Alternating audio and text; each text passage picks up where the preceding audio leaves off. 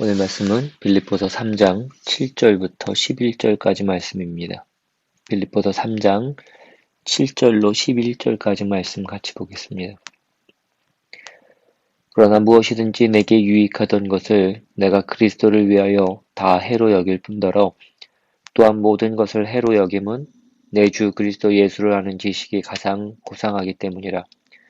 내가 그를 위하여 모든 것을 잃어버리고 배설물로 여김은 그리스도를 얻고 그 안에서 발견되려 함이니 내가 가진 의는 율법에서 난 것이 아니요 오직 그리스도를 믿음으로 말미암은 것이니 곧 믿음으로 하나님께로부터 난 의라. 내가 그리스도와 그 부활의 권능과 그 고난의 참여함을 알고자 하여 그의 죽으심을 본받아 어떻게 해서든지 죽은 자 가운데서 부활에 이르려 하노니. 지식과 관련된 격언들이 있습니다. 대표적인 것이 아는 것이 힘이다와 모르는 것이 약이다일 것입니다. 이 두 격언은 서로 정반대의 의미지만 공통점은 그 의미가 긍정적이라는 것입니다. 선하고 바르고 유익한 지식은 알면 알수록 삶에 도움을 주고 악하고 그릇되고 유언비어 같은 지식은 모르는 것이 살아가는데 훨씬 더 유익하기 때문입니다. 그런데 아는 것과 모르는 것 사이에 해당하는 어중간한 지식은 어떻겠습니까? 우리 속담에 선무당이 사람 잡는다라는 말이 있습니다. 어정쩡하게 알기 때문에 오히려 상황을 악화시키는 경우에 쓰이는 말입니다. 부정확한 지식, 왜곡된 지식, 선입견이 된 지식은 상황을 오히려 더 나쁘게 만듭니다. 바울은 이전에는 그리스도가 아니라 율법을 더 잘 알기를 원했습니다. 그래서 바울은 율법에 관한 한 흠잡힐 것이 없을 정도였습니다. 그러나 그 지식으로 바울은 교회를 핍박했고 스데반을 죽이는 데 앞장섰습니다. 그랬던 바울이 이제는 그리스도를 알기 원한다고 고백합니다. 그리스도를 아는 지식이 가장 고상하다고 고백합니다. 이전에 바울에겐 태어난 지 8일 만에 할례를 받은 것이 고상했고 베냐민 지파로 정통 유대인인 것이 고상했고 히브리식 교육을 받고 히브리 말을 할 줄 아는 것이 고상했습니다. 그러나 그 고상함은 그리스도 안에 있는 하나님의 영광에 비하면 태양 앞에 촛불보다도 못한 것이었습니다. 이 세상에서 가장 영광과 자랑이었던 것은 배설물에 불과하고 오히려 해가 되더라는 것입니다. 오늘 본문 7절에 있듯이 그러나 무엇이든지 내게 유익하던 것을 내가 그리스도를 위하여 다 해로 여길 뿐더러 또한 모든 것을 해로 여김은 내 주 그리스도 예수를 아는 지식이 가장 고상하기 때문이라. 그러니까 이 사도 바울의 신앙 고백은 세상에서 가장 가치 없었던 것과 예수를 믿어 가장 고상한 것을 얻게 되는 것을 대조하는 것이 아니라 세상에서 가장 값진 것을 예수를 믿는 것과 비교하고 있는 것입니다. 세상에서 가장 가치 있고 가장 영광된 것이 예수를 믿는 믿음과 비교할 때는 배설물에 불과하다는 얘기를 하고 있는 것입니다.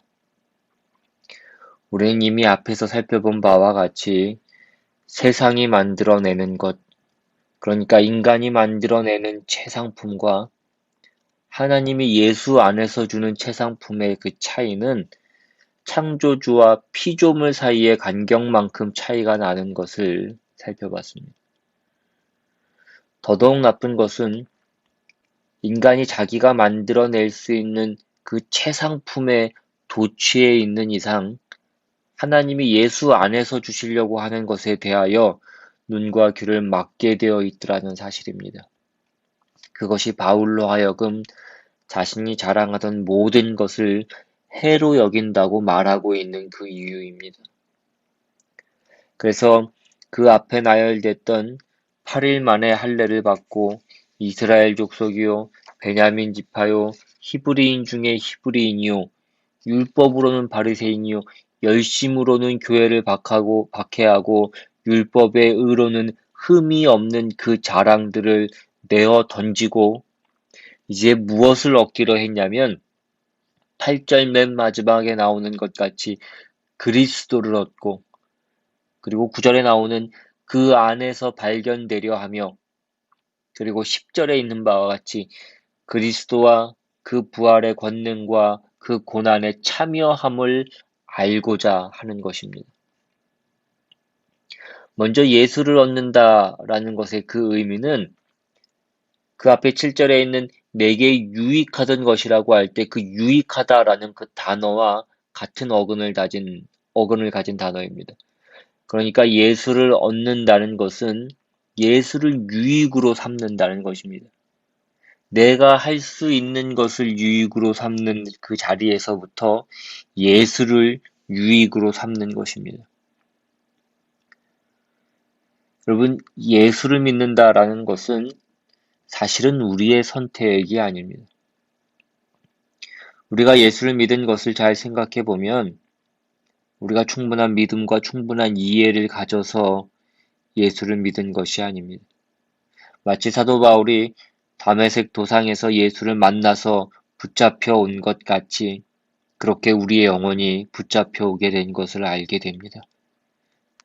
그래서 그리스도인의 삶과 신앙은 붙잡는 것이라기보다는 사로잡히는 것이다라고 그렇게 할 수 있습니다.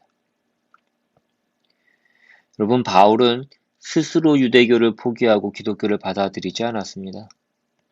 기독교에 관한 이야기를 듣거나 관련 서적을 읽고 흥미를 느껴서 그리스도인이 된 것도 아닙니다. 그는 주님에 대한 호의가 조금도 없었음에도 그런 자신을 포기하지 않고 찾아와 주신 그 하나님의 은혜에 감격해서 평생 자신을 드리는 그 삶을 최선을 다해서 살았던 것입니다. 우리도 마찬가지입니다.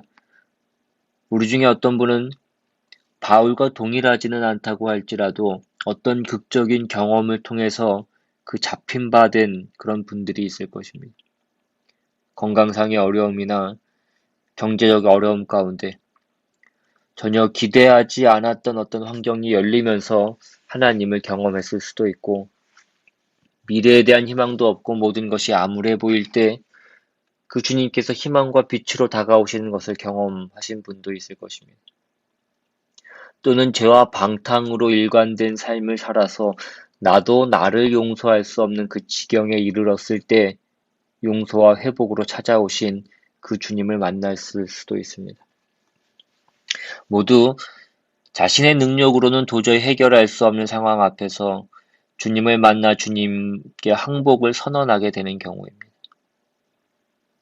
그런가 하면 모태신앙인 경우는 언제 그리스도를 영접했는지 기억도 없는데 어느 날 보니까 잡힌 바 된 그런 분들도 있을 것입니다. 문제는 뭐냐면 그러다 보니까 믿고 난 다음에도 믿기 전과 별 차이가 없더라는 것입니다. 그러니까 예수는 믿을 뿐이지 믿지 않았을 때하고 믿은 다음이 차이가 있는 사람을 우리가 찾아보는 것이 쉽지 않습니다. 그리고 스스로도 그렇게 느낍니다. 그래서 늘 그 자책감에 시달립니다. 내가 예수를 믿는데 왜 마음에 가득한 확신도 평안도 또 실천도 안 되는가? 예수 안 믿는 사람과 왜 아무런 차이가 나지 않는가?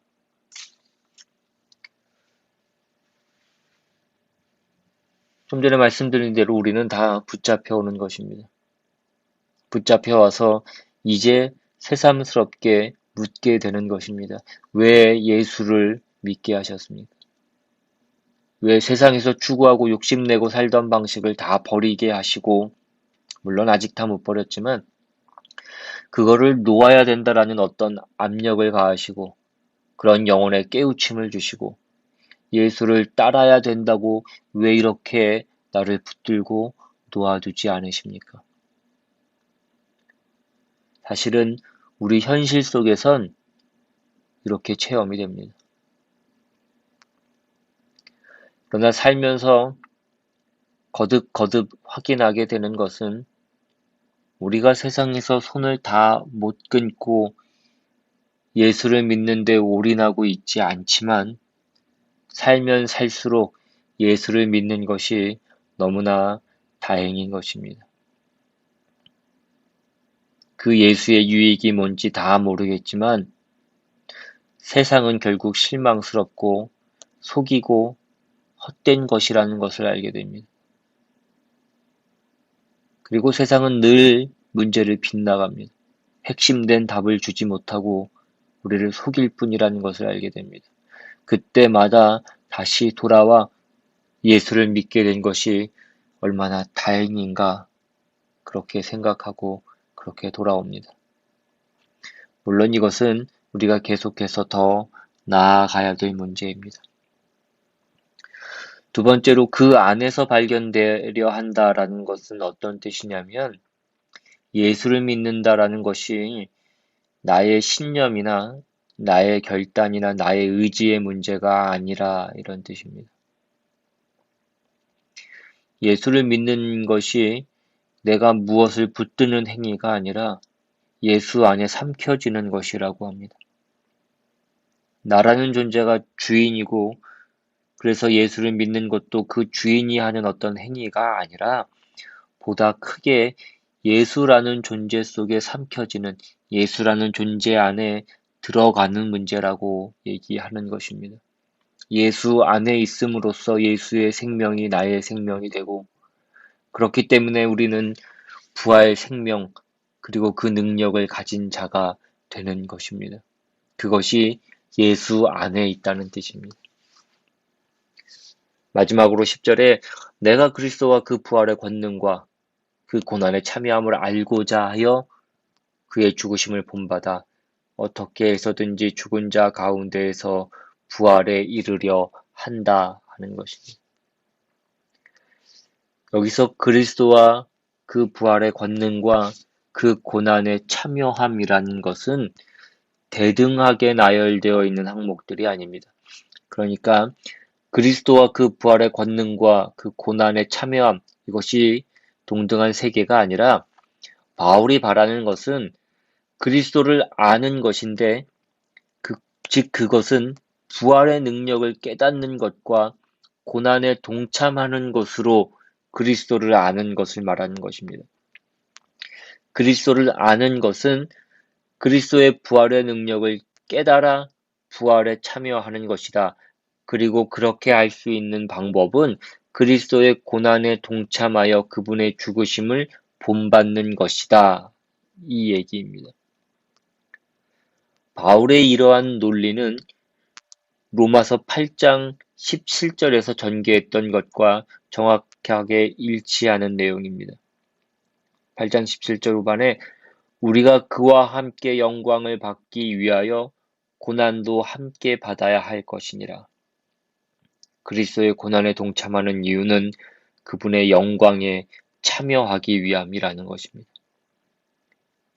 여기서 바울이 의미하는 그 부활의 능력은 무엇입니까? 십자가에서 죽었던 예수를 다시 살리신 하나님의 능력입니다. 예수님은 이 땅에 인간으로 오십니다. 우리를 섬기러 오셨습니다. 심지어 우리 인생의 모든 고난과 고통과 또 이 세상에서 당할 수 있는 수치와 고통까지 당하시고 그리고 심지어 죽으십니다. 그러나 그것이 예수 안에서는 그것이 어떤 고난이거나 모욕이거나 억울함이거나 그것이 예수 안에서는 다 부활이라는 승리로 죽음을 다시 살려내는 역전의 능력으로 작용하고 있는 것입니다. 나를 향하여 공격하는 외부의 공격들이 어떤 것이든지 간에 그 예수를 무덤에 묶어 놓을 수 없었듯이 그를 그 실패와 수치와 부끄러움에 묶어둘 수가 없었듯이 예수 안에서는 그 모든 것이 역전이 되는 것입니다. 바울은 이 능력을 힘입어 죽은 자들 가운데서 살아나는 그 부활에 참여하려 하는 것입니다. 그 능력이 미래가 아닌 매일매일 삶에서 드러나길 바라는 것입니다. 서두에서 말씀드린 바와 같이 우리가 예수를 믿는 일은 붙들려 오는 식으로 경험이 되기 때문에 스스로도 만족치 못한 현실 속에 우리는 상당 기간 있을 수 있습니다. 그래서 사실은 우리가 좀 더 예수를 일찍 믿었으면 더 오랜 동안 하나님 앞에 쓸모 있는 종이 되지 않았을까 하는 식의 그 자책이 우리에게 늘 있기 마련입니다. 그런데 우리가 인생을 돌아보면 우리가 정반대로 나갔던 것이 역전이 되어 열심히 나간 길로 되더라는 것입니다. 우리는 모두가 다 양 같아서 각기 제 갈 길로 갔습니다. 각기 제 길로 저 끝까지 간 것을 하나님이 역전을 시켜서 죄 없다 하시고 새 사람으로 태어나게 하십니다. 그리고 그 많은 잘못들과 그 많은 어리석은 짓들까지도 어떤 결과물로 나타나게 하시더라는 것입니다. 예를 들어서 겸손과 같은 것이 그렇습니다. 겸손은 자기가 얼마나 못났는가를 확인해 보지 않은 사람은 죽을 때까지 겸손할 수 없습니다. 성실한 사람들은 겸손한 게 아니라 겸손에 대해서 전혀 감각이 없습니다. 겸손이 무슨 단어인지를 모릅니다. 교만해 본 적이 없고 그래서 겸손의 필요를 모르는 것입니다. 겸손이란 모든 사람을 이해하는 것입니다. 내가 저지른 잘못이 너무 커서 그 구덩이가 너무 커서 누가 무슨 잘못을 하든 그 안에 다 담을 수 있다는 뜻입니다. 내가 잘못한 크기가 너무 커서 누구도 흉을 볼 수가 없는 것입니다. 그것이 겸손입니다. 하나님의 겸손하고 우리의 겸손은 다릅니다. 인간에게 겸손의 뿌리는 언제나 이것입니다. 나의 못남에 대한 이해입니다. 그러니 성실하면 이해를 못하는 것입니다.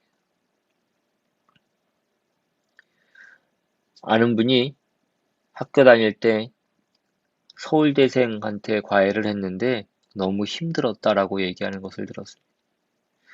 자기가 이해를 못하는 것을 이해를 못하더라는 것입니다. 왜 이걸 모르냐고. 이걸 더 어떻게 쉽게 설명해 줄 수 있냐고. 저와 같은 경우도 태어나서 한 번도 살이 쪄 본 적이 없기 때문에 왜 살이 찌는지를 이해하지 못합니다. 왜 살을 못 빼는지도 잘 이해하지 못합니다. 여러분, 이 왜라는 단어가 왜 생겼습니까? 왜는 설명할 수 없는 것을 말할 수밖에 없어서 생긴 것입니다. 왜 나는 예수를 믿었나? 왜 저입니까, 주님? 이 얘기를 하는 것입니다. 예수 안에 있는 부활 생명의 능력에 대해서 놀라는 것입니다. 그래서 예수가 당하신 고난에 참여하고 싶은 것입니다. 그 고난은 예수를 위하여 내가 희생하고 헌신하고 충성하겠다 그런 고난에 참여가 아니라 모든 고난을 부활로 역전시키는 그 고난입니다. 우리가 볼 때 승리할 조건만으로 승리하시는 주님이 아니라 고난을 실패를 역전시키는 그리스도의 능력에 참여하고 싶은 것입니다. 가난한 자를 위하여 억눌린 자를 위하여 갇힌 자를 위하여 찾아가는 그 복음의 능력을 배우겠다는 것입니다. 내가 고난을 감수하겠다는 얘기를 하는 것이 아니라 반대자를, 무지한 자를, 죽은 자를 일으키시는 그 능력에 참여하기 위해서 내가 그의 고난에 참여하여 그의 부활의 능력을 내가 얻고 싶다 하는 그 고백들입니다. 여러분, 이것은 세상에는 없는 것입니다. 세상은 잘난 사람들이 승리하고 못난 사람들이 실패합니다. 잘난 사람들이 자랑하고 못난 사람들은 입을 다물어야 되는 것입니다. 그러나 그리스도는 그렇지 않더라 이것입니다. 요한복음 1장 14절에 말씀이 육신이 되어 우리 가운데 거하심에 우리가 그의 영광을 보니 아버지의 독생자의 영광이요 은혜와 진리가 충만하더라 라고 되어 있습니다. 예수는 진리입니다. 그래서 우리 예수 믿는 사람들이 다 진리입니다. 그런데 이것이 자칫 잘못하면 나는 진리 안에 있고 당신은 진리 밖에 있다라는 그런 어떤 배타적인 우월성을 가지게 되더라는 것입니다. 성경은 예수가 은혜와 진리가 풍성하다고 하는데 우리의 진리는 언제나 다른 사람을 흉보고 흠잡아서 유지하는 진리고 예수는 죽음까지 끌어안아서 살려내는 진리더라는 것입니다. 그러니까 이 빌립보서에서 바울이 뭐라고 얘기하는 것입니까? 내가 가진 의를 내가 버리고 그리스도의 의를 위하여 내 자랑거리들을 다 해로 여긴다 그렇게 되는 것입니다. 내가 전에도 의로웠다. 그러나 그 의는 지금 이 의와는 비교할 수 없다는 것입니다. 이 의는 살리는 의고 용서하는 의고 모두를 승리케 하는 의라는 것입니다. 오늘 본문 10절 이하를 다시 한번 보겠습니다. 내가 그리스도와 그 부활의 권능과 그 고난에 참여함을 알고자 하여 그의 죽으심을 본받아 어떻게 해서든지 죽은 자 가운데에서 부활에 이르려 하노니 죽음을 부활로 만들어내는 능력, 실패자를 성공으로 만들어내는 능력, 무지한 자를 깨우치는 능력, 이것이 그리스도의 의입니다. 그리스도 안에 있는 하나님의 의입니다. 그러니 바울이 기꺼이 자랑했고 최고로 여겼던 것을 그가 무엇으로 여긴다라고 얘기하는 것입니까? 해로 여긴다 이것입니다. 자기의 의는 자기가 의롭기 위하여 모두를 잡아야 됐던 그런 의라는 것입니다. 열심으로는 그래서 교회를 핍박하는 의였다라고 얘기하는 것입니다. 여러분, 기독교 신앙은 친구를 위하여 목숨을 버리는 것입니다. 원수를 사랑하는 것입니다. 오른편 뺨을 맞으면 왼뺨을 내어주는 것입니다. 그리하여 그 예수 그리스도의 역전을 기다리는 것입니다. 예수 그리스도의 부활의 역전의 능력이 죽음까지도 끌어안는다는 사실 때문에 기꺼이 주께서 이 땅에 오신 것 같이 이제 그 죄인들을 찾아 나서며 죽음의 자리에도 갈 수 있는 것을 소리 높여 외치는 것입니다. 여러분, 우리의 삶이 어려운 것은, 우리의 삶에서 제일 어려운 것은, 사람들을 가장 어렵게 하는 것은 인간관계입니다. 그런데 거기에 여러분이 있음으로써 그 여러분과 관계된 이들이 여러분과 묶여 여러분 안에 있는 예수 그리스도의 부활의 능력에 붙들려 있다는 사실을 기억하셔야 됩니다.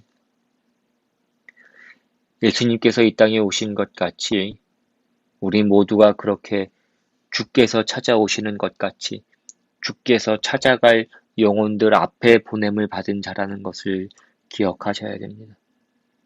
멋있어야 된다라는 것을 말씀드리는 것이 아니라 여러분 안에 그 능력이 있음을 아시라는 얘기입니다.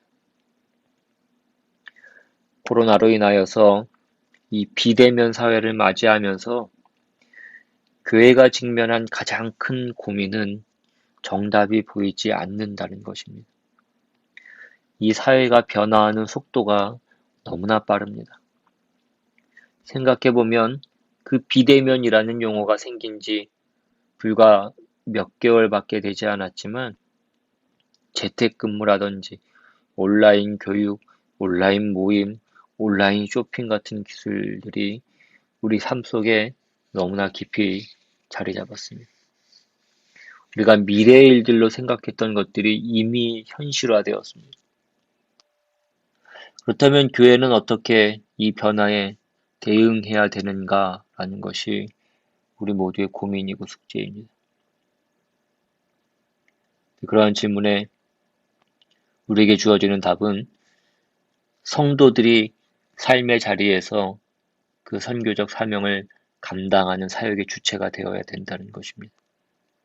이 비대면 시대를 맞이하면서 알게 된 우리의 현실과 한계는 그동안 우리가 건물 중심, 주일 중심, 성직자 중심의 사역을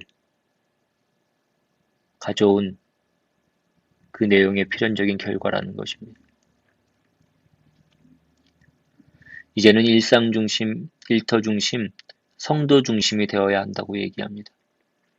세상 속의 성도들이 제사장과 선교사로 살도록 사역의 중심축을 바꿔야 된다는 것입니다. 이 비대면 시대의 복음을 전파할 수 있는 유일한 방법은 성도들이 삶의 자리에서 선교적 삶을 사는 것뿐이라고 얘기합니다. 또한 비대면 사회의 가장 중요한 키워드 중에 하나는 안전입니다. 사람들은 이제 안전이 담보되지 않는 집회나 모임에는 참여하지 않을 것입니다. 과거와 같이 대형 집회나 모임이 어려워질 수밖에 없습니다. 대신에 친밀한 사람들과의 모임, 믿을 수 있는 사람들과의 접촉이 그만큼 더 중요해졌습니다. 비대면 사회가 될수록 만남과 진실한 관계에 대한 목마름은 더욱 커질 것입니다. 그렇기 때문에 그 작은 소그룹의 모임이 더욱더 중요합니다. 교회의 모임 자체도 그렇지만 세상 속의 관계 또한 안전이 보장된 믿을 수 있는 사람들과의 모임을 더욱더 선호하게 될 것이라는 것입니다.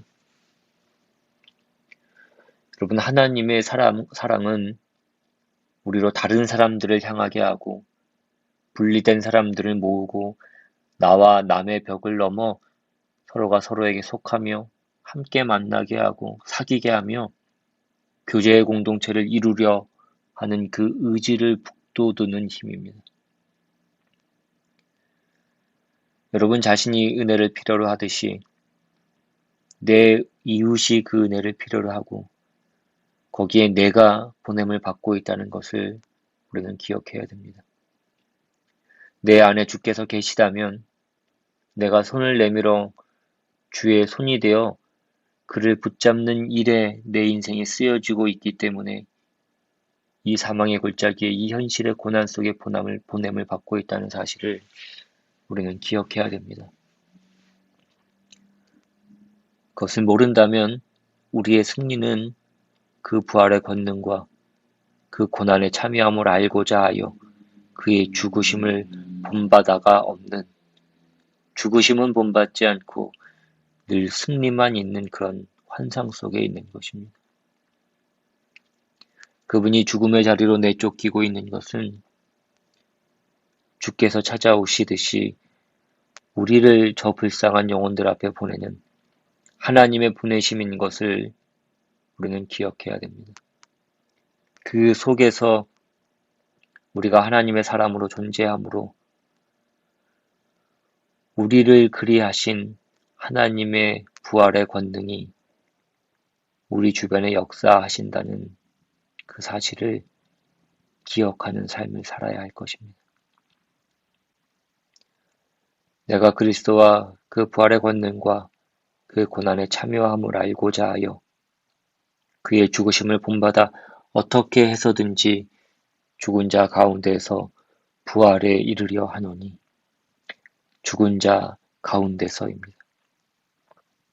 우리가 죽은 자들 속에 보내주고 있다는 이 사실을 우리의 삶과 인생이 하나님의 뜻에 의한 보냄인 것을 기억하시는, 그래서 그것을 자랑하고 책임있게 실천하시는 그런 복된 인생이 다 되시기를 주님의 이름으로 축원합니다. 기도하겠습니다. 사랑과 은혜가 많으신 하나님 아버지, 오늘 우리가 말씀을 통하여서 우리가 진정으로 알아야 될 것이 무엇이고 또 우리가 가져야 될 것이 무엇이고 버려야 될 것이 무엇인지를 다시 한번 기억하게 주님 도와주시옵소서. 우리가 무엇을 가졌는지, 우리가 누구에게 붙잡혀 있는지를 우리가 잊지 않게 주님 도와주셔서 우리가 가진 그 능력이 무엇인지를 우리가 다시 한번 기억하게 주님 도와주셔서 주님 주신 그 부활의 능력으로 우리가 주님 보내시는 그 죽음의 자리까지도 우리가 담대히 나아가며 넉넉히 감당할 수 있는 우리 모두가 될 수 있도록 주님 인도하여 주시옵소서. 모든 말씀 우리 주 예수 그리스도의 이름으로 기도드리옵나이다. 아멘.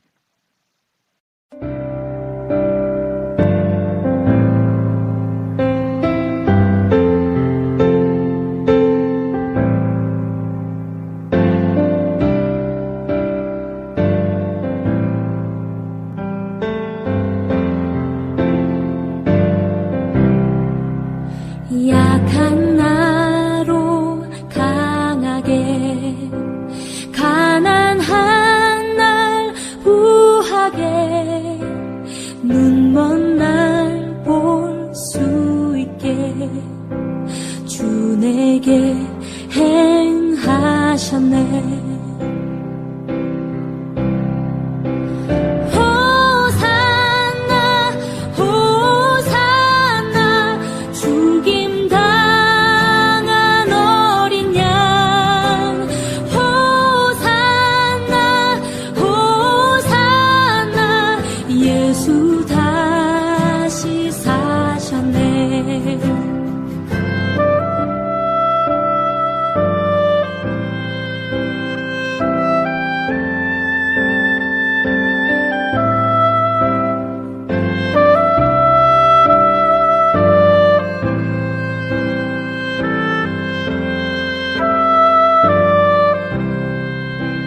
내가 건너야 할 강 거기서 내 죄 씻겼네.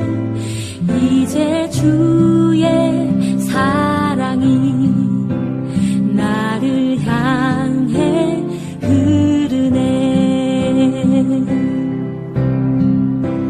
깊은 강에 서주가 나를 일으키셨도다.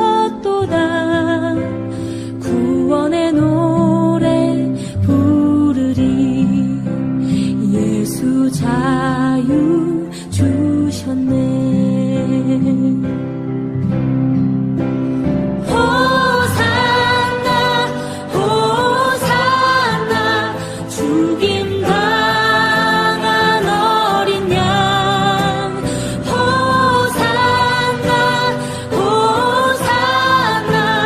예수 다